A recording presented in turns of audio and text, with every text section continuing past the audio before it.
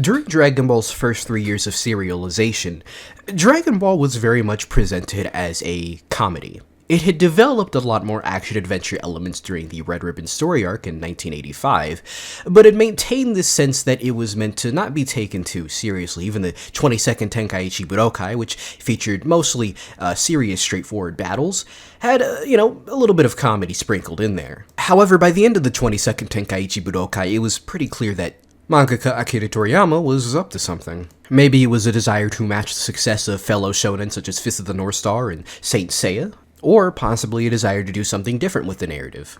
With the 22nd Tenkaichi Budokai now over, Toriyama figured that now was the perfect time to really solidify this change in direction for the story. All he needed to do now was pull the trigger.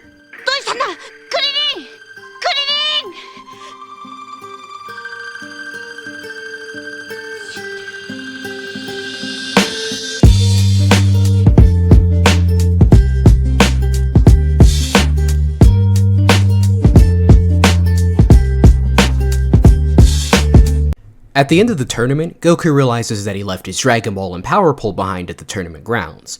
Krillin decided to volunteer to go get them, which under any normal circumstances wouldn't really be a big deal, but something's off. Goku was unable to think straight, unable to even eat, until he leaps out to check out Krillin. It turns out his concerns were valid.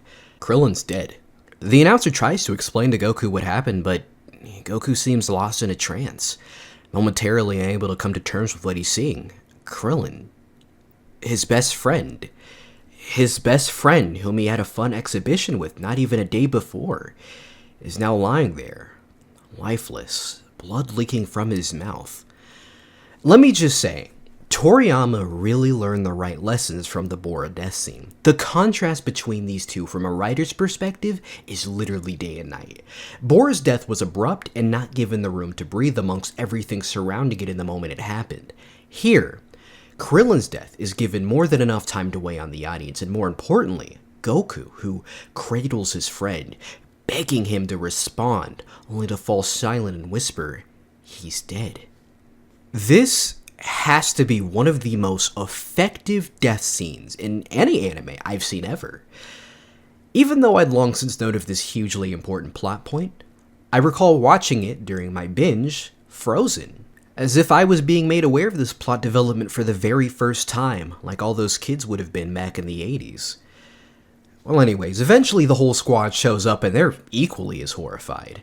This appears to snap Goku out of his trance, and immediately he's flung into a fit of rage.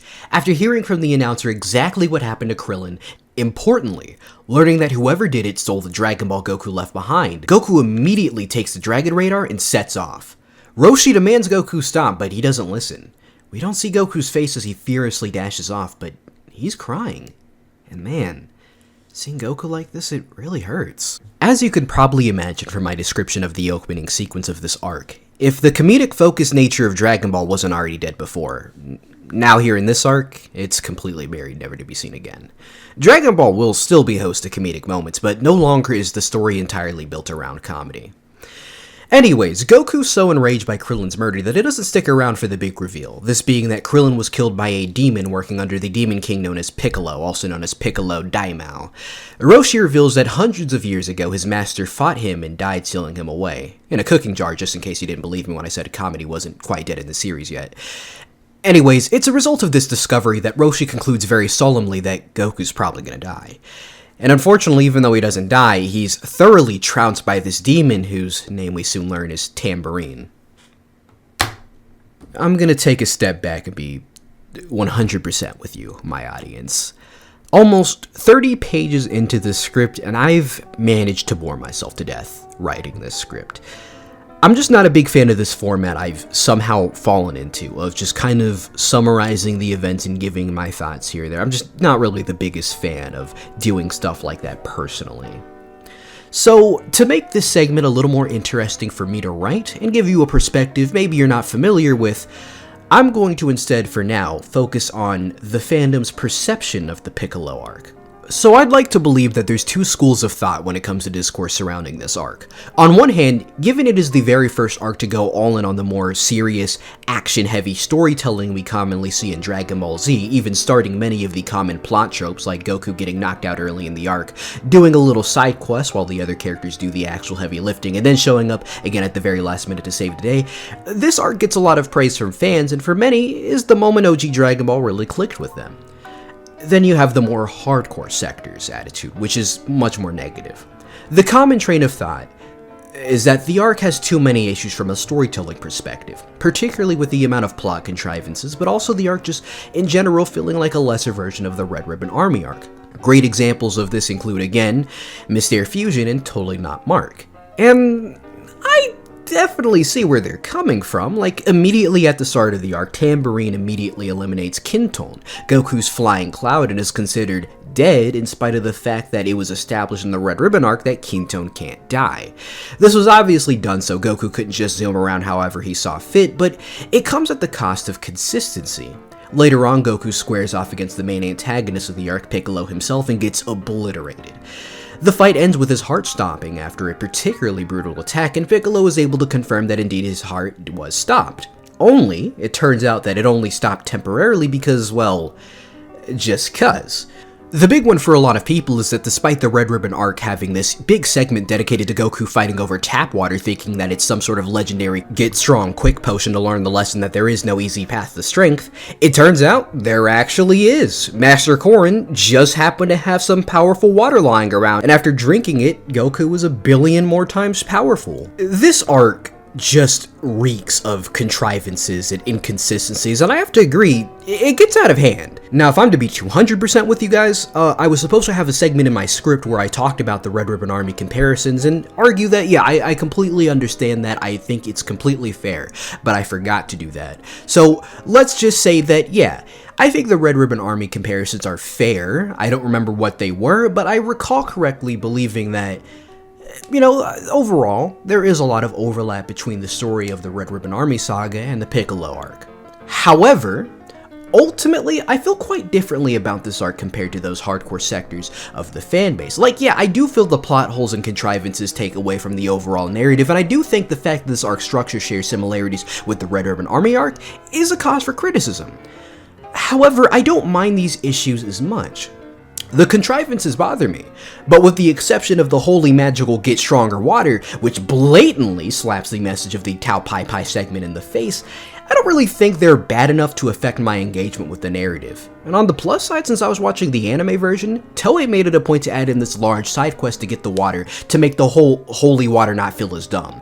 And about the Red Ribbon Army comparisons, like, personally, I just think this arc does everything that one does much better. In fact, I'm not even fucking around. It does it significantly better. I think the narrative is much more focused, much more engaging, and has better character arcs, development, and moments. Like, just to name one thing this arc completely and utterly embarrasses the Red Ribbon Army arc in is the villain. The villain of this arc is the anonymous Piccolo Daimo, or Demon King Piccolo. He's this hulking green sun bitch who's a dick, has very few traits other than being a dick, though at the very least he cares about his children enough to mourn them when he accidentally sends them off to die. Oh, and also he's scared of rice cookers, just like me for real. What I like about Piccolo is that he's such a different beast compared to all of the other Dragon Ball villains we've seen up to this point. Like, sure, Tao Pai Pai was a merciless killer kind of guy, but I feel Piccolo was a more complete version of that. Personally, not as fun, but I think Piccolo works really well in the context of this story arc, and despite not being, say, as interesting as some of my favorite villains, i.e. guys like Pain, Toby, Dio, Echidna, I think that a lot of people when doing media analysis don't quite understand that antagonists serve the purpose of being huge walls that the main characters need to scale first and foremost. An antagonist is a tool for the writer to put the main characters in situation that they can build these main characters off of. Piccolo works for me because he forces the world around him, but most importantly, Goku to change. Like, Goku in this arc, Jesus Christ. Goku's personality has been pretty static for much of this series. He's dense, he doesn't take things too seriously, and everything he does, he approaches with a pretty immature, childish attitude. Now, in the previous Tenkaichi, I noticed there were elements of maturity in his characterization that weren't there before, that led to him coming off as colder, more badass than before, which I thought was really cool, but in this arc, Woo! Goku in this arc is characterized as being very aggressive, bloodthirsty, and even incredibly cocky and full of himself at times. Sure, he's still got that child energy in him, but it takes a large backseat to this more aggressive side of him, which feels incredibly strange to see after over 100 episodes of, well, you know, the opposite. I think this contrast helps me get a little more invested in what I'm seeing, as it really showcases how dire this arc feels and how dire this situation is for our main character in particular. In general, the character writing for everyone is on point. For all of the issues I and many others may have with Roshi's characterization at times, he has somehow been one of the best characters in this story, due to his role as Goku and Krillin's father figure during the training segment of the 21st Tenkaichi Budokai Arc, and also of course his Jackie Chun persona, not to mention his recent actions in the 22nd Tenkaichi Budokai, helping push Tien in the right path. But somehow, Toriyama is still not done cooking with this character.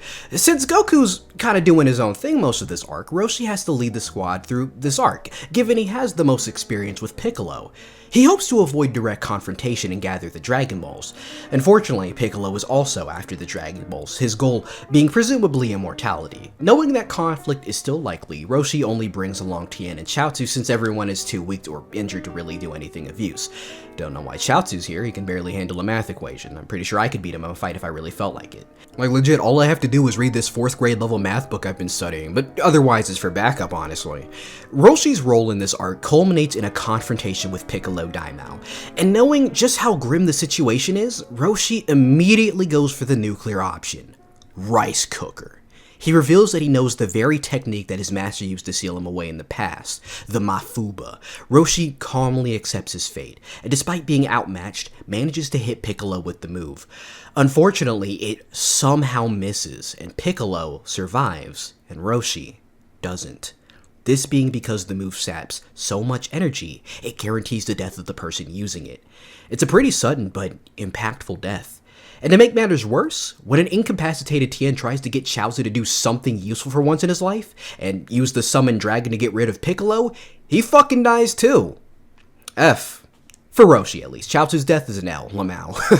Piccolo is able to make his wish, and to guarantee no one else can use the Dragon Balls against him in the future, he eliminates Shenron, rendering the Dragon Balls unusable. So now every death we have seen in this arc, well, they stick. So what's Goku doing while all of this is going down? Well, after he got fucked up by a wind instrument, he ends up running into this fat samurai guy named Yajirobe. It's rumored that he was brought into the story purely to give Krillin's voice actor something to do, because Goku immediately points out that he sounds like Krillin in the manga, which results in the anime staff throwing Krillin's actress at the role. The result of the character showing up so suddenly, not the voice actors thing, is that Yajirobe is like at least top 4 strongest characters in the show for some reason. Like, he immediately establishes he's on the level of one of Piccolo's demons, so basically around the strength of Goku after a full meal. It's wild because we know Goku, Tien, and Roshi are all like super martial artists with years and years of insane physical and mental training, and then there's this chubby guy in the woods who's about as strong as all of them, just fucking around like nobody's business, and he's just strong because why not? Honestly, this might be a fiery hot take, but he's honestly one of my favorite characters. He bounces off of Goku so perfectly in this arc, and I really enjoy his commentary over the events of the story. Highlight being when Goku's about to fight Piccolo, and it goes, yep, Goku's dead. I love this guy so much. Hot take, he's the hottest character in the show. Speaking of favorite characters, Launch is also in this arc. Yeah, I kind of just want an excuse to talk about her. You know, since I'm on the subject, one very interesting scene early on in this arc is when the group was waiting for Goku to come back from fighting Tambourine. She's visibly holding back tears when holding Krillin's body. A great subtle character moment that showcases a level of growth and attachment to the cast that wasn't there before. That's ruined by Chaozu giving this bum-ass blank stare. It's like, motherfucker, why are you looking at me like that? Anyways, Launch is great in this arc. Shoutouts to that scene where Piccolo lets all the prisoners free and abolishes all laws, and Launch is just like, I don't know what you guys are talking about, this is great news. I loved her so much, you guys wouldn't understand. Now that I think about it, this is also the arc where Launch starts crushing on Tien, which I think is a really fun little gag for the character that gives an extra layer of something to do, you know? I think that's really fun, but it's played up even better in the next arc, but obviously we aren't there yet. Speaking of the three-eyed guy himself, he's in this arc. After all is said and done with the previous arc, Tien has quickly matured into a much more modest, humble guy. I forgot to mention, but he offered Goku the prize money because he only won due to, you know, the sheer luck of Goku getting hit by a car. I do feel Tien does kind of take a backseat role for the first half of this arc, kind of being there to listen and learn from Roshi and all, who's the real star of this side plot. But once Roshi and the L-Keeper are killed, Tien takes it upon himself to take down Piccolo, as given Roshi is dead, Goku's presumed dead after not returning from the fight with Tambourine, and he's unfortunately unaware that the god Yajirobe is casually roaming around the woods out there. He believes he is the last hope. While Yamcha and the squad offer their assistance, he chooses to go it alone, wanting to take the responsibility and weight on his own. He hopes to learn the Mafuba to still Piccolo, as otherwise he stands no chance. Okay, tangent aside, Yajirobe gives Goku his Dragon Ball after realizing that Piccolo is after them, as he'd rather not get on the Demon King's shit list. He also gives Goku food, which is all Goku needed to absolutely wipe the floor with Tambourine when he returned to take Yajirobe's Dragon Ball. With 2 of his minions killed, Piccolo starts to get concerned and decides to personally investigating, and upon learning it was Goku who was responsible, a fight ensues. Now, the first Piccolo fight really exemplifies the changes Toriyama has made to the story tonally, as it is significantly more brutal than any of the fights that have come before it. Like, look at this sequence of events. First thing Piccolo does is give poor little Goku this nasty ass kick to the bottom of his neck that digs deep into him. Goku bites the fuck out of Piccolo, causing him to fling him around, eventually finding a stack of pointing rocks to throw his spine into, and then he fucking elbows him in the stomach. There's this brutal ass spike to the head Piccolo gives him later in the fight that's followed up by this monstrous clothesline from hell. Up to this point, the most brutal thing I think we've seen in the story was Murasaki getting his anus investigated during the Red Ribbon Army arc. Seriously though, this fight and a lot of the surrounding ones are just brutal in comparison to the many ones we've seen up to this point, and it really helps showcase the change in tone the story has undertaken. This is also helped by the excellent direction in the anime, which there's a lot of really good, well-directed episodes in the anime version, the best example being episodes 111, which is the one where Roshi fights Piccolo. There's a lot of very strong directorial choices and camera angles that really stick out in comparison to everything we'd seen up to that point before this. Anyways, Goku almost fucking dies. In fact, he gets beaten up so badly his heart actually just straight up stops. But it turns out he's alive somehow. Again, this is one of those weird contrivances that really hold the arc back in the eyes of a lot of people, and I agree this is really stupid, but hey, it gets the plot moving. Realizing he's weak as shit, Goku requests he be taken to Karin's tower. It's between Goku and Yajirobe's trek to Karin's tower and their actual arrival there that all the stuff between Roshi, Piccolo, and Tien go down, by the way. Once there, Goku asks to be trained again by Karin, but he reveals he taught Goku everything he knew. Best he can do was pull a Deus Ex Machina out of his ass. This being the super magical water, or whatever it was called, I kinda don't care. Basically, he kinda lied about there not being a magical water and an easy way to gain power. It turns out there is, and all Goku had to do to get stronger is drink it and pray he survives. Now, as I mentioned earlier, the anime version added a little filler episode where Goku was out to find the magical water with Yajirobe. Basically, to go and find it, they have to go to this ice palace place, and Goku has to fight fake versions of the squad, and once they do find the magical water, the events play out similarly to how they do in the manga. Goku drinks it and suffers and struggles on the ground for a while. Don't you love it when you gotta redo your audio because you misplace your fucking files? It's fucking great. I love this fucking job. In the meanwhile, I forgot to mention, but Piccolo made a wish with the Dragon Balls after murdering Chaozu. This wish was for his youth again. Now Piccolo is significantly stronger, and he uses this opportunity to take over Earth by attacking the capital city. A small scuffle goes down, but once he's done, he makes a worldwide broadcast. Basically, laws are abolished, police are abolished, and jails are abolished. Anyway, skipping ahead a bit, this is where Tien shows up to save the day, but it turns out he's got a bad case of the Yamchas, so he literally shows up just to get his ass beat. An entire training arc for nothing. Well, not entirely. Him getting his ass kicks helps showcase just how powerful Goku becomes by the time he actually arrives. So yeah, Goku shows up and just one-shots his dumbass Mook, and with that, it's time for a rematch. This fight isn't as memorable as their previous conflict personally, but I do think I quite enjoyed this too. Since it's been a while, I don't really have much to say about it because I don't really remember what went down in this fight to the, exact T, but I will say it was pretty good. In fact, I, at the time, felt it was one of the best in the series up to this point. I think the highlight was definitely Goku mentioning, hey, I've got a tail, so maybe I'm an alien, who knows, like, does he know? Anyways, let me get straight to the end with this. The fight ends with Tien becoming a hostage, Goku being forced to go along with Piccolo's dastardly orders to stand still and get hit by some rocks until he's all out of usable limbs. However, when Piccolo goes for his finishing strike, Goku reveals he still has one working arm, and he uses that arm to jet himself right through Piccolo's chest, finally killing him. After an enormous struggle, Goku finally succeeds in taking down the evil Demon King. Unfortunately, Piccolo used the remaining remnants of his energy to birth one more child, Piccolo Jr., who he demands kill Goku when he comes of age.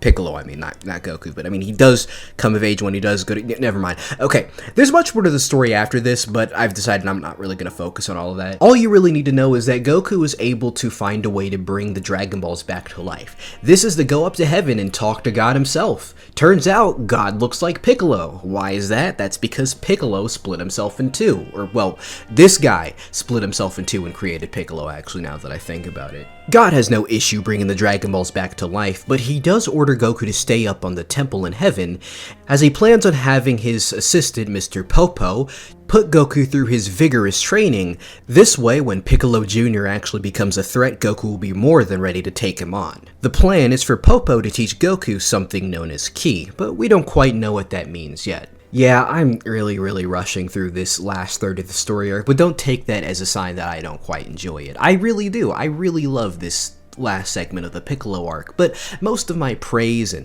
a lot of the analysis I really wanted to do was for those first two acts. And really, this whole segment was meant as a counter-argument to a lot of the assessments I've seen about this being one of Dragon Ball's weaker arcs. I do understand all the complaints it gets from the hardcore sectors of the Dragon Ball fandom, especially in the face of the comparisons to the Red Ribbon arc, which had a very similar themes and story beats, but I just think this arc stands head and shoulders above anything pre-22nd Tenkaichi Tournament Dragon Ball was able to do.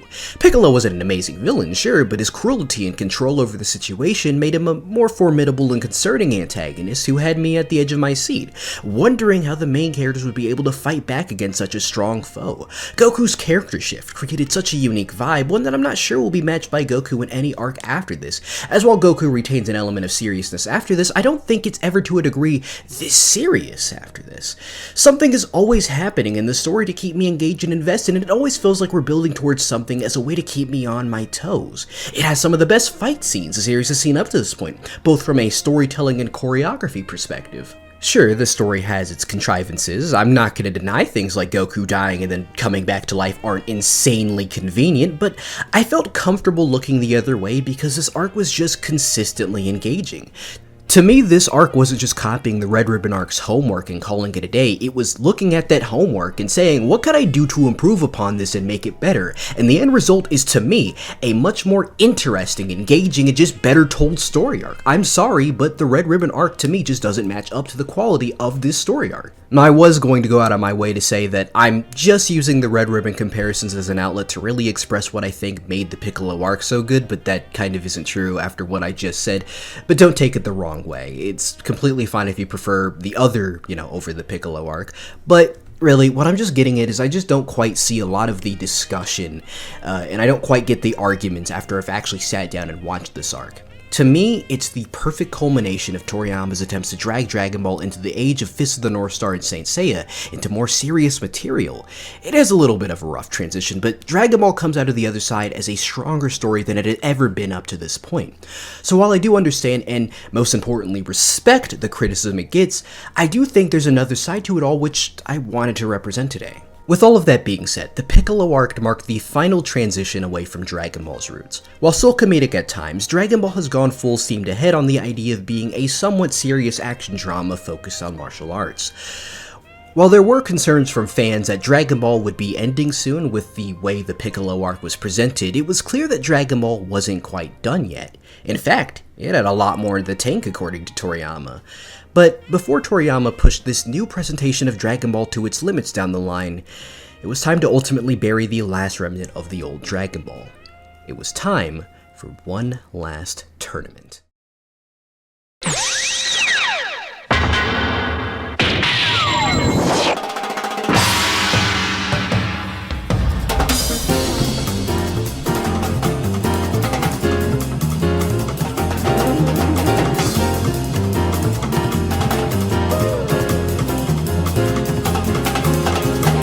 Okay, first things first, Goku's a grown-ass man now. I get that for most people, their mental image of Goku is this adult form because Z, where he is an adult, is the most popular part of the series. This isn't really mind-blowing or anything, but after over 100 episodes of Goku being both drawn and to an extent even portrayed as very childlike, this switch up to a taller, more angular form is really jarring, even knowing it was going to happen sooner or later. From what I've heard, the decision to do this was made primarily because Toriyama felt a taller Goku would make it easier to draw fights. You know what, fair, though I also wonder if this was a result of the landscape of Shounen Jump. I mentioned at the end of the 22nd Tenkaichi Budokai Arc that it's very likely Toriyama and his editor Torishima were hoping to compete directly with the heavy hitters of late 80s Shounen Jump more directly. The big boy of this era would have been Fist of the North Star, known for its big muscly buff guys, which appeared to have influenced a lot of Shounen Jump manga during this era. Perhaps growing Goku up was a way to make people take Goku a little more seriously, slotting him to be more in line with the, at the time, lineup of Jump titles. That's also why I suspect Toriyama had been gradually adjusting his art style. Toriyama had, since the very beginning of his career, reveled in drawing more chibi, round, cute designs. It very much fit the jovial, goofy style of his writing, and so unsurprisingly, Dragon Ball had initially been drawn with that more rounder, cutesy style. But slowly but surely, as the Red Ribbon arc transitioned into the 22nd Tenkaichi arc, subtle shifts in stylization began to become noticeable. During the 22nd Tenkaichi, there's a moment where Goku and Krillin try on their uniforms, this being a nod to a similar scene done in the prior tournament. And looking at these side by side, the changes made to Toriyama's art style become very evident. Characters are slightly taller, and things are much less pudgy and more angular. Now mind you, these changes aren't particularly huge, and even as the 22nd Tenkaichi transitions into the Piccolo arc, the art style still maintains this slightly more angular take on Toriyama's already iconic round style. But when this arc drops, the attempts, or better yet the pretense of an attempt, to bridge the round shapes with slight angles is dropped entirely, as suddenly Dragon Ball characters have developed very angular designs, making them appear much sharper, much more mature, and less cute. Not to say my boys and girls aren't cute. I'd go as far as to say they're the cutest they've ever been. Especially Launch. I love her. Shame this is her last arc in the series, but my point is, these designs fundamentally and very drastically alter the entire vibe of Dragon Ball. Something I didn't really think about until just now, but the tone of the Piccolo arc very much clashed with the still somewhat chibi art style Toriyama had given Dragon Ball. I don't believe there was anything wrong with that. In fact, I'd make the argument that was something I found to be a part of the appeal of that arc, as Dragon Ball, despite an abrupt transformation to a much darker series after so many chapters of primarily being goofy, was still the very same Dragon Ball that started with a teenage girl shooting a 12-year-old in the face. But now, with Goku being an adult, the cast having these much more angular, detailed designs, it makes me feel like that Dragon Ball is long behind us, that we're about to enter a new era of Dragon Ball. And I think it goes without saying, but I'm pretty confident that was the intention. With this arc, I imagine the intentions are to showcase just how far Dragon Ball has come. 3 arcs ago, the tournament was a setting for fun, goofy matches that showcased Toriyama's comedic chops. Here we are 3 arcs later, and that very same setting is going to be a showcase for Toriyama's paneling and choreography skill. The very thing he's going to use to prove that Dragon Ball is no longer just a gag manga, but a story that can stand toe-to-toe with the rest of the big boys in Jump. Though, I can't entirely imagine why Toriyama and Torishima would feel the need to directly compete with North Star and other fighting manga, as Dragon Ball, as far as I'm aware, had been pretty popular from the 21st tournament go. Whether it was a desire to increase sales, or just a personal desire by Toriyama, or maybe even a direction Torishima demanded Toriyama go in, whatever the case may be, Dragon Ball was putting its feet forward and changing its presentation and matching the stylization of these old battle shonens, though with its own Dragon Ball flair, keep in mind. This arc sees a return to the tournament setting, now for the 3rd, and unfortunately final time. I imagine the goal being to really solidify to the audience the change of tone in the story. Though the 23rd Tenkaichi is much less bleak and gritty tonally compared to its preceding arc. In fact, I'd say for the most part, this is arguably a return to form to Dragon Ball's more comedic style, just there really isn't much in the way of dedicated comedy the same way the first 3 arcs or even the 22nd Tenkaichi was. As I said earlier, the whole point of the tournament setting in the first tournament arc was to showcase the comedic fight scenes. The 22nd Tenkaichi, while mostly taking the setting more seriously, still threw in a couple of gag fights for old time's sake. With the 23rd Tenkaichi, it's completely empty of dedicated comedic fights. The closest you can get is Goku's first fight of the tournament, between him and this supposedly anonymous fighter. We're introduced to her in the preliminary rounds, as she appears to have known Goku and is furious he doesn't seem to recognize her back. Come the fight, Goku is just effortlessly dodging her attacks, confused as to why this woman is screaming at him about how he left her in the dust for years, how he does not remember her at all despite all of the clues she's given him, and how he made a promise to her that he seemingly forgot. Given her involvement in Infamy and Z, modern fans would recognize her pretty easily, so the surprise does ring a little bit hollow today, but it's meant to be a major plot twist that this mysterious woman is Chi-Chi, the oddly dressed 12-year-old Goku meets in that brief segment of the very first arc who he promised to marry, unaware that marriage was a food. Now that I'm actually explaining this fight back at you, in hindsight I think this fight was meant to come off as comedic, but I don't know. It never really felt that way to me personally. Not a single gahuff was had during my watch through. So I kind of just took it at face value. I'm a humorless bastard though, so what can I say? But yeah, essentially, this arc is the most serious tournament arc we've had yet. Once again, it sees the story building towards a climactic final round between Goku and somebody else. In this case, it's Piccolo's reincarnation, or son, Piccolo Jr. The presentation of said build-up is actually pretty different from the prior tournaments, as whereas before Goku was portrayed as a somewhat antagonistic force, this time he and the Dragon Team are all portrayed as the ones to root for against Piccolo, who is unquestionably the bad guy. Actually, going back to Goku being a grown man briefly before I move on, Toei made the interesting decision to keep Goku's voice actress, Masako Nozawa, as Goku's voice. Nozawa had been handpicked by Toriyama for the role. He even expressed that her voice was exactly like what he had imagined for the role when he began writing Dragon Ball. She was absolutely perfect for Goku's voice from the beginning, perfectly landing the cutesy vibe he gave off, while also being great at getting across the country bumpkin crossed with the martial arts student part of the, the character too. But now Goku's a man, he's no longer a boy, so it's kind of odd that he's still voiced by Nozawa, now putting on a slightly deeper voice for the character. Despite the oddity of the decision, once you watch over 100 episodes of Nozawa voicing Goku, it isn't really that weird when Goku suddenly, ages up but sounds somewhat the same. She still manages to make Goku sound like a boy, all things considered, and throughout this arc, she really makes it clear she isn't holding on to the role for no good reason, as she's a top-tier performer, able to get across the goofiness of Goku, and the seriousness, too. I know a lot of English-speaking Dragon Ball fans are still iffy on her voicing adult Goku, but I think she's more than proved that she's goated in the role despite how off-putting it sounds at first. In fact, I'd go as far to say she's better than American Goku, Sean Schemmel, in pretty much every version of Dragon Ball, with the only exception being Kai, and maybe GT? There is some bias in there. You all might have noticed I've used Japanese Dragon Ball at every opportunity in my analysis, and that's because I don't really like Dragon Ball's English dub. It's better than DBZ's, but it still suffers from some pretty mediocre performances, odd casting choices, and most problematically, a somewhat scuffed and unfaithful script. This and DBZ are some of the very few anime I prefer in Japanese, which is funny because these are some of the very few anime most people prefer in English. Though aside from nostalgia, I can't really tell you why. They both kind of suck. Where was I? Alright, yeah, tournament. Piccolo is unquestionably the bad guy. Alright. Now, that's the thing, right? This arc is all about the build-up towards the conflict between Goku and Piccolo Jr. The 22nd Tenkaichi was no different in that regard, as it was using every match to build on Goku's future fight with Ten Shinhan and also build Ten Shinhan's character as he started to slowly grow distant from the martial arts teachings he had been raised on. In building the conflict between Goku and Piccolo, I kind of feel this arc kinda doesn't really do a great job at that, at least compared to what had been done previously, and fundamentally that really holds this arc back. Of all the Dragon Ball arcs so far, this is right below the previous two for me, though easily above the ones before that. That's a very controversial opinion, probably more so than me thinking the Piccolo arc is better than the Red Ribbon arc, because this is honestly the most popular arc of the first half of Dragon Ball. Most fans of Dragon Ball feel this was OG Dragon Ball at its strongest, and the perfect culmination of everything that had come before. And while I don't agree with that at all, I do think it's a very strong story arc, and one of OG Dragon Ball's best. I just think it doesn't really stick the landing as a story nearly as well as I think it could have, and so I didn't enjoy this arc to its fullest potential.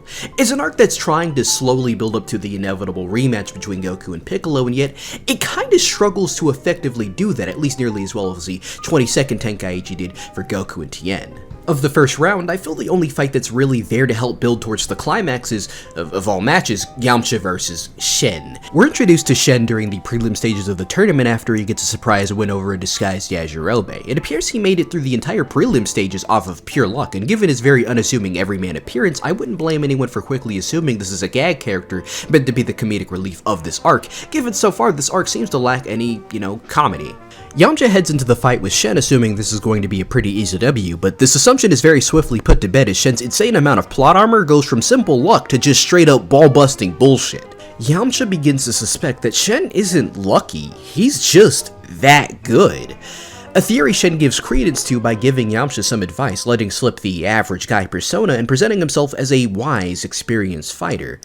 Man, poor Yamcha. In the past two tournaments, he's been fed to the eventual winners of the tournaments as the way to show the readers and viewers just how strong the final bosses of the arc is going to be, often getting his ass handed to him handily in the process. The one time he isn't fighting the main antagonist of the arc, he happens to be fighting God himself.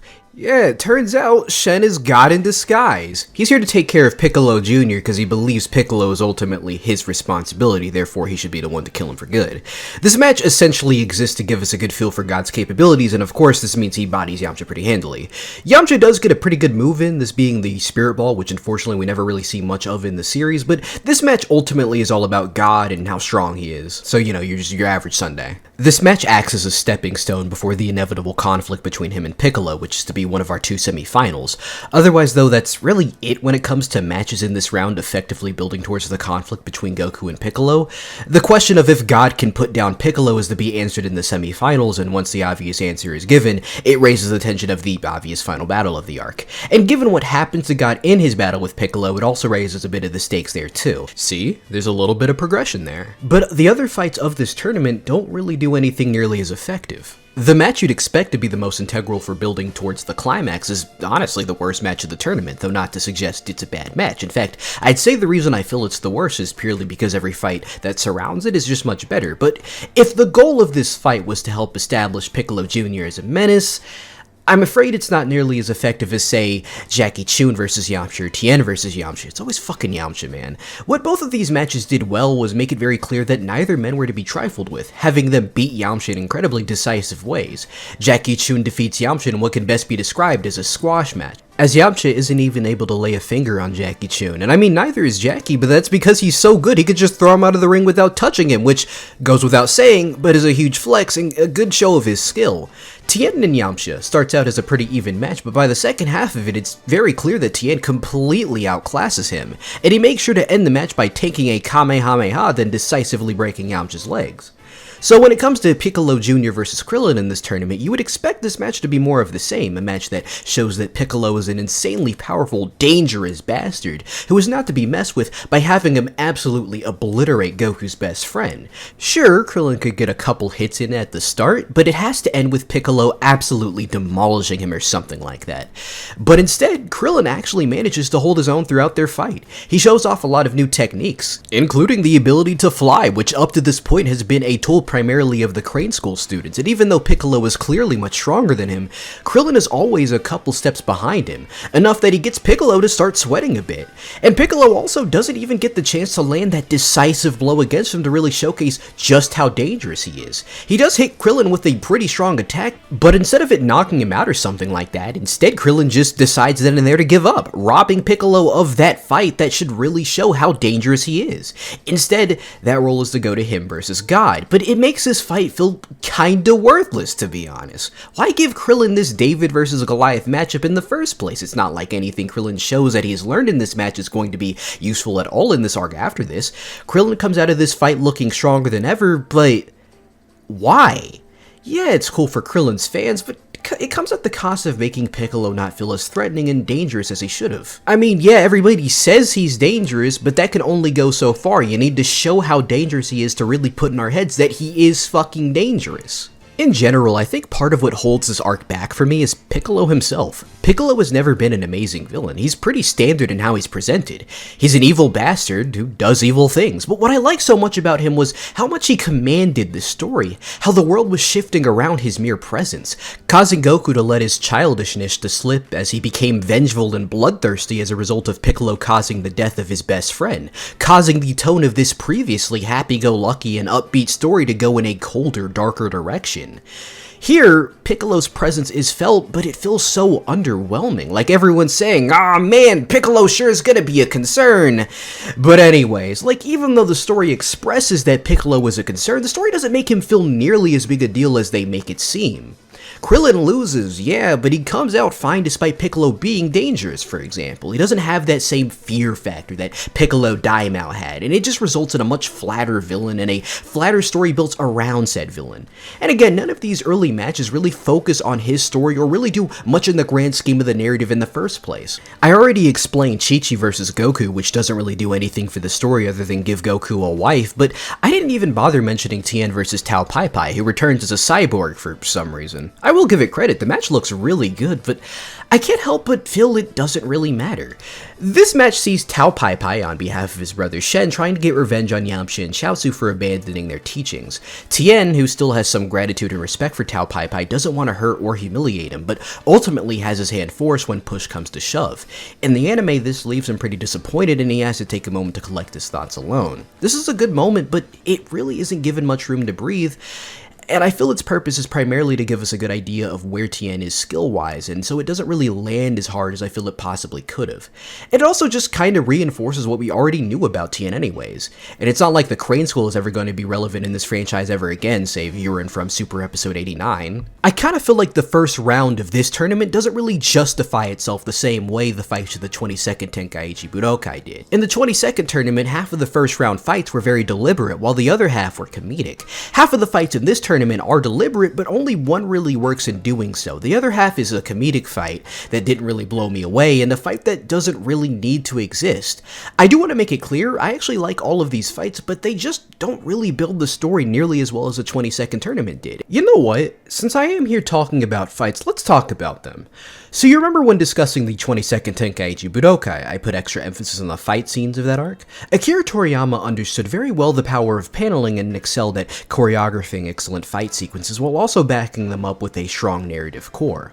While the 21st Tenkaichi Budokai gave us a glimpse of this skill, the 22nd put further emphasis on it by removing much of the comedic elements and strengthening the story behind the fights, resulting in a much stronger set of action sequences, with the three highlights being Jackie Chun vs Tien, Goku vs Krillin, and Goku vs Tien, with others such as Yamcha vs Tien and Krillin vs Chaozu being good too, but those first three utterly eclipsing them in most categories. As I said back then, the 22nd Tenkaichi Budokai pretty much eclipsed the 21st Tenkaichi in terms of fight quality, and yet again, this happens once again with the bar being set so high by the 23rd Tenkaichi that I feel it almost entirely eclipses the previous tournament. In the 22nd Tenkaichi arc, I feel all of the fights were pretty good, but only 3 were really great. In the 23rd, off the top of my head, I don't think there's a single good fight. That's because all of them are phenomenal. God vs Yamcha, Chi-Chi vs Goku, Tao Pai Pai vs Tien, God vs Piccolo, Goku vs Tien, and of course Goku vs Piccolo. Keen observers might have noticed that it's literally all but one of the fights in the tournament, and the one I neglected isn't even bad, it's just not as good as these ones. It's like an 8 out of 10, whereas the others are 9s and 10s. It's surrounded by so many peaks that it doesn't even register because all I can see is 7 Mount Everests and the Mount Magazine in between them.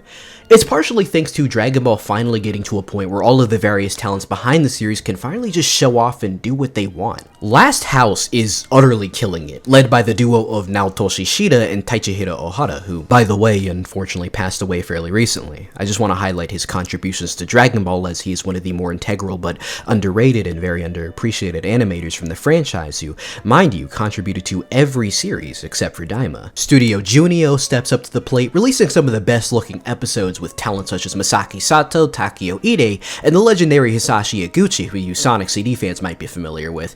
You've also got Seigasha, which since the Red Ribbon arc has seen the rise of up-and-comer Masahiro Shimanuki, who'd later become very well known for his focus on impactful strikes and effects animation. Him and Seigasha's supervisor, Tomokichi Takeuchi, absolutely cooking the episodes Seigasha are given to work on. All around, Dragon Ball is slowly putting together a dream team of animators who not only understand Toriyama's style, but how to translate it into incredibly impactful, fast-paced, fun fights.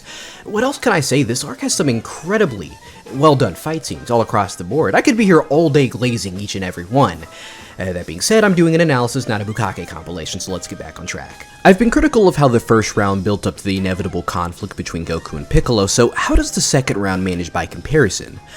Well, it's better at least, but not like 22nd Tenkaichi Budokai level perfect. But I think in that case, it was just the stars aligning on a perfect narrative, with Tenshinhan vs Roshi being this perfect kickoff for a story arc surrounding Ten's growth, and Krillin vs Goku being both an excellent showcase in what Ten could gain from the turtles' teachings, but also a fun little exhibition of two friends we've seen come up together over the course of the series. This on top of it being our first fight in the arc to give us a scope of Goku's capabilities at this age.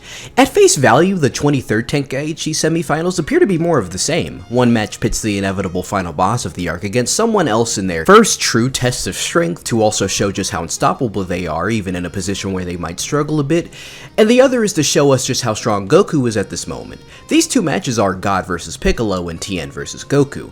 God vs Piccolo is pretty standard in doing what it's supposed to. We finally get a good confrontation between these two halves of Piccolo, and I love the little teases about the two possibly being aliens. If I recall correctly, this is actually where the audience learns that if Piccolo is killed, God goes with him. Something which God is willing to let happen anyways if it means getting rid of Piccolo for good. It's a pretty good fight overall with some good choreography and all, but ultimately God loses and gets eaten too, because if there's anything Dragon Ball was missing before, it was Vor. Thus, raising the stakes of the final battle as Goku's gonna have to find a way to unvor God.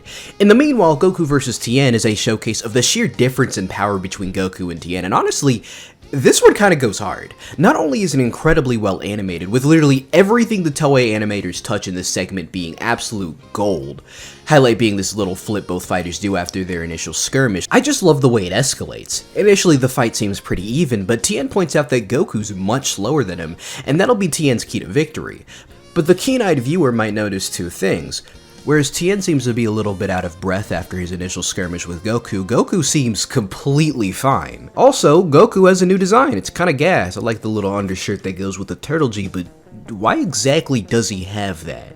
Well, it turns out not just the undershirt, but also the wristbands and even the shoes, they're all weighted clothing. And the moment he takes all that shit off, the match is pretty much won. The rest of the match is just him fucking around with Tien. Tien does try to make up the difference with this little cloning technique, but Goku pretty quickly puts a stop to that. I'd say Goku putting down the guy who beat him in the last tournament is impressive, but by all means, it was kind of the car that beat him. Really, the point is, both of these fights do their job very effectively, and I don't really have any complaints towards this segment. At least nearly to the same extent as I did for the first round by comparison. Again, I think the 22nd Tenkaichi does it a little better, but that's not to discount how good this is on its own. Before I go any further, I want to briefly discuss something unrelated to the fights, and that's the characters themselves. Something I kinda miss about Dragon Ball is having the entire squad together in one place during the story arc like in this one. In Dragon Ball Z, usually the cast isn't fully present, whether that be because some characters aren't in certain arcs or in for too long, Goku not being present for much of these story arcs, or the cast being split up. As a result of that, we lose out on a lot of very strong character interactions between certain members of the cast, and I do think it's a shame. This arc is one of the last times the entire band is together, and it's always nice seeing them discuss the happenings of the arc, even if that's usually to relay plot-important information to the audience. I think it's especially nice having Chi-Chi get involved, because unfortunately once we get into Z, her character kinda devolves into aggressively stereotypical Tiger Mom jokes. Like, I can hardly remember a moment where she has any interaction with characters not named Goku or their future child Gohan, and those interactions I do remember don't really last long or are primarily just her being treated as a joke.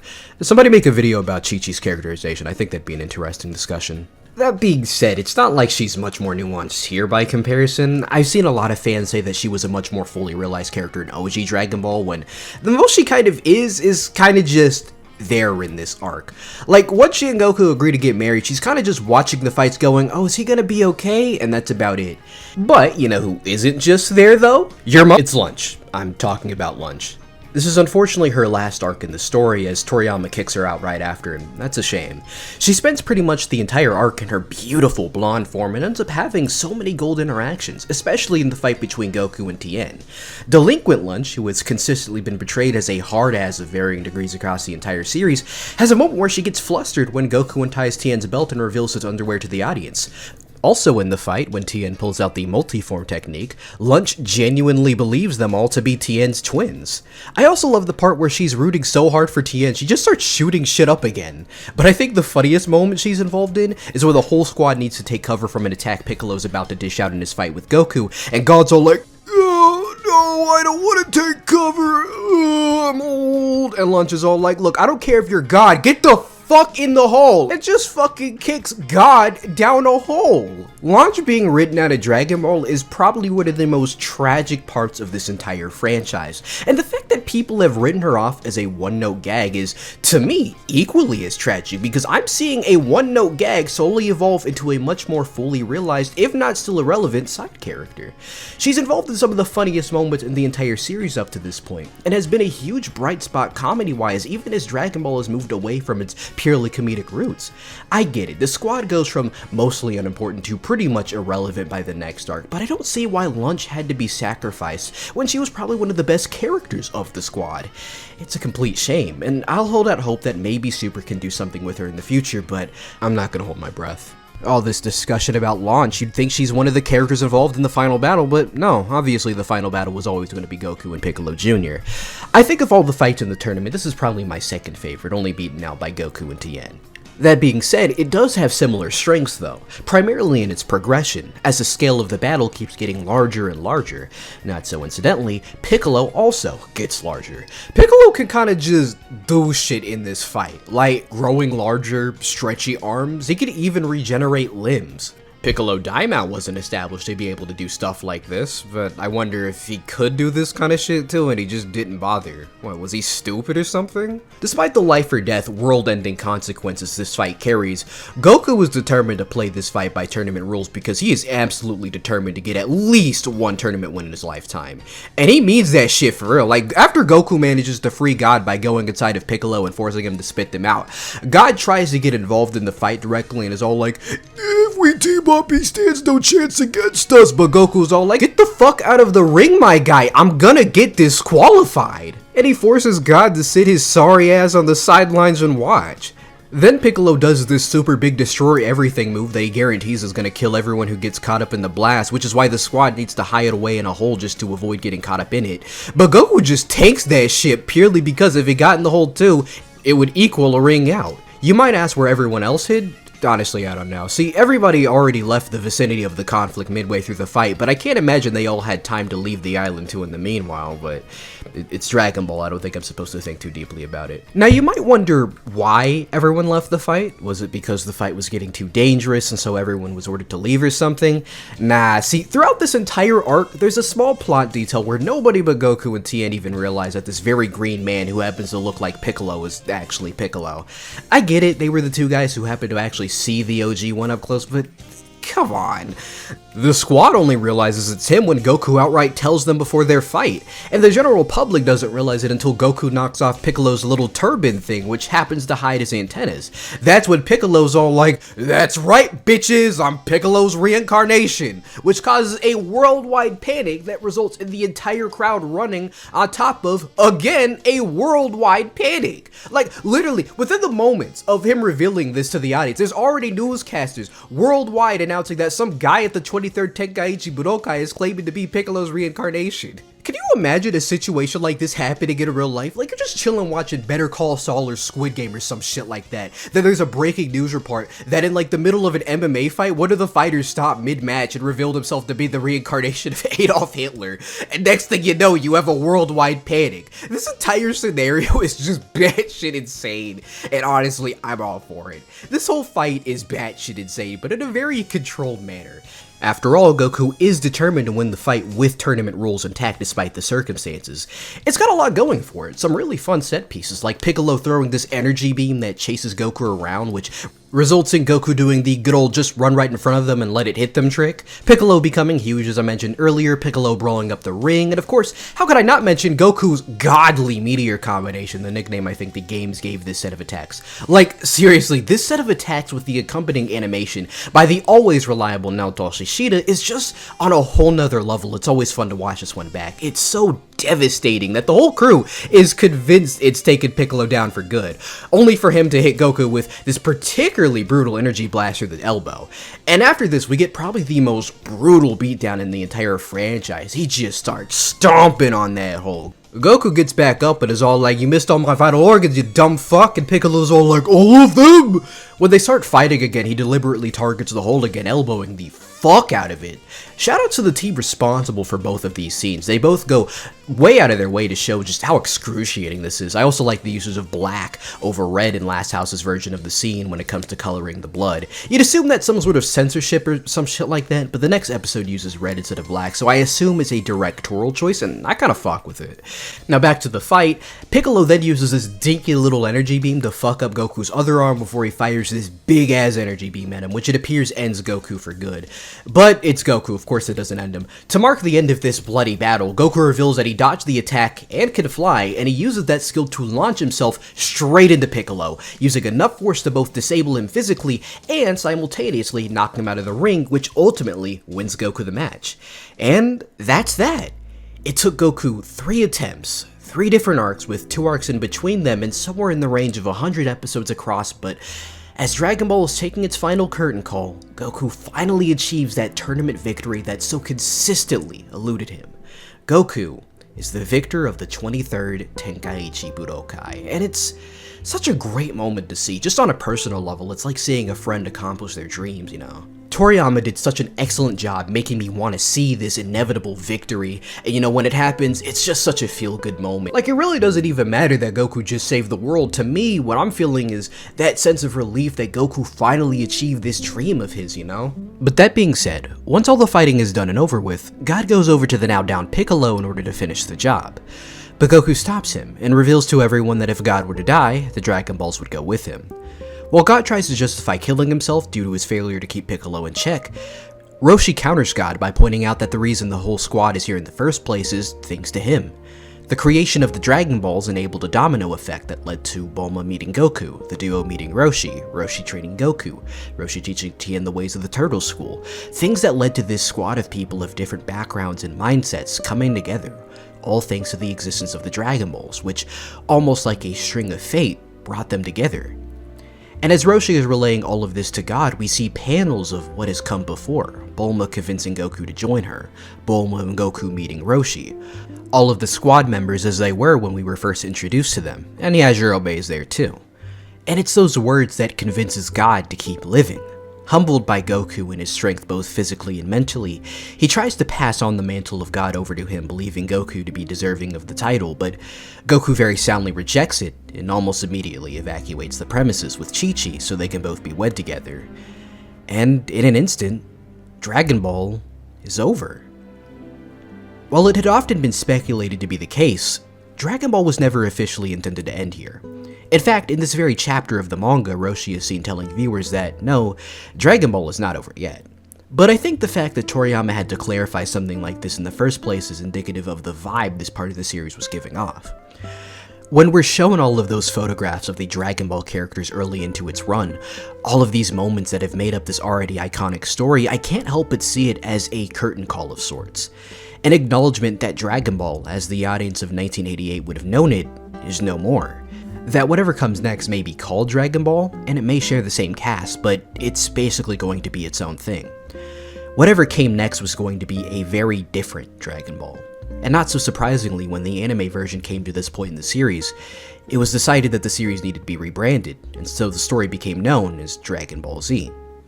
It also saw massive adjustments to the staff list, as the anime began taking more influence from other popular shonen of that era, this being a demand from Dragon Ball editor Toriyama. While this arc is very decidedly a part of the first half of Dragon Ball, after finishing this arc, I can't help but see it as more of a bridge between the two separate halves of Dragon Ball.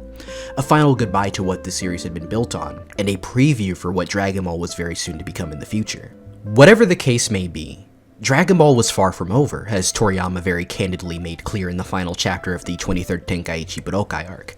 Dragon Ball would continue for another 7 years, with the focus entirely moved away from primarily action-adventure to pretty much just action. But this would become Dragon Ball's bread and butter, so much so that it almost single-handedly boosted not just its own sales, not just Shounen Jump's sales, but manga sales, period, during the early to mid-1990s. Its anime would be broadcast worldwide and leave an enormous impact on communities as far as France, Latin America, and of course the United States, though about a decade later, unfortunately. But Dragon Ball, now the face of shonen battle manga, would leave its imprint on the world of shonen manga, becoming the face and the textbook go-to base for pretty much all future shonen manga. But that is a story for another time. What's important right now is coming back around to the question I raised right before I started my analysis of the Hunt for the Dragon Balls arc. For all of its worth in building the foundation a lot of shonen would use to build the current manga and anime industry, for all of the people it captivated over the years, and for the legacy it has established in the 40 years since it was first published, Dragon Ball has developed a reputation for not holding up in retrospect, being a product of its time that, compared to all of the stories it inspired, has nothing to offer to a modern viewer. Dragon Ball doesn't have a story, they say. Dragon Ball hasn't aged well. I'm not quite done with Dragon Ball as a whole, I've only analyzed the first half so far, but after finishing this section, I can safely say that all of this is already proving to be complete nonsense. Because sure, I agree, Dragon Ball is certainly a product of this era of shonen and this era of Japan as a whole. Compare this to One Piece, Naruto, Bleach, My Hero Academia, Jujutsu Kaisen, Chainsaw Man, Dandadan. Dragon Ball is much more messily put together, less thematic, less relevant to the feelings people may have in the 2020s, but I still think there is a lot of value to this series, and especially these first 194 chapters or 153 episodes. Sure, at times the comedy never appealed to me, but I can imagine this making a lot of people laugh even today. Its story isn't the most in-depth with itself, it's often very basic in its execution, but when has that ever made a story bad? I think Dragon Ball at its best was still able to provide very engaging narratives with fun, lovable characters, intriguing character growth, and stellar action. Things you'll get out of modern anime, maybe a bit better too, but Dragon Ball manages to stand amongst them despite not always doing it as well. To answer my question of has Dragon Ball aged well? Of course it has. Dragon Ball may show its age, but it also shows its ability to always resonate deeply in all of us, no matter the era, no matter the audience, because Dragon Ball is good. As simplistic and maybe outdated as it can be, it still connects with us all, and that's what makes Dragon Ball so special. Some of you might have noticed that not even once at any point in my analysis of Dragon Ball have I even alluded to the fact that tragically, the creator of Dragon Ball, Akira Toriyama, passed away in March of 2024. For many of you, his passing might have weighed over all of you as I went through this series and tried to analyze why he made the decisions he did and the legacy he left behind, creating such an iconic story, so I can imagine it might have seemed a bit odd that I refrained from mentioning his passing at all. The reason I avoided discussing it was the result of the fact that I actually started scripting this video in January 2024, 2 months before he passed away, and the news didn't come out until I was midway through scripting the Red Ribbon Army segment. When I came up with the concept for my analysis, my only goal was to definitively prove that Dragon Ball still deserved respect all of these years later, and to show my regards as it passed its 40th anniversary. That being said, I wasn't completely on board with producing the video, as initially I honestly didn't have much to say about the series upon my rewatch in 2023, but when the news broke out about Toriyama's passing in March of 24, I realized I needed to make this video. I felt now more than ever, I needed to defend Toriyama's work and the passion he had for his craft.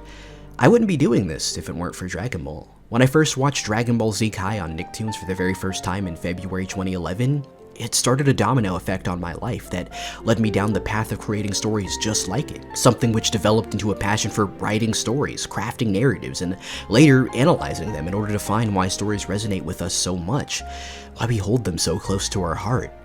I chose to avoid discussing his passing until this moment, partially because, as I said not too long ago, he was still alive when I started the scripting process, but it was also because I felt that I didn't want his passing to loom over the message of this video, which was that Dragon Ball is still an example of excellent storytelling, even 40 years later. I wanted to celebrate his work and the legacy he left behind, instead of focusing on the pain a lot of us feel knowing he's not here with us anymore.